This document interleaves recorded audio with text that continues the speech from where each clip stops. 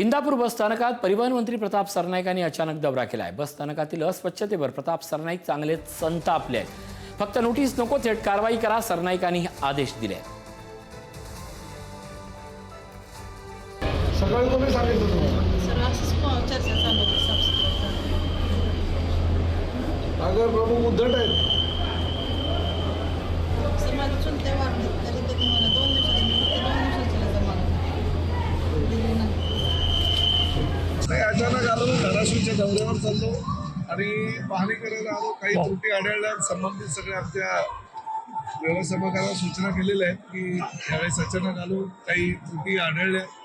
अस्वच्छता आहे, कॅन्टीनमध्ये अस्वच्छता आहे, टॉयलेट जे आहे शौचालय ते सुद्धा लहान वास फार मोठ्या प्रमाणात त्या ठिकाणी येते।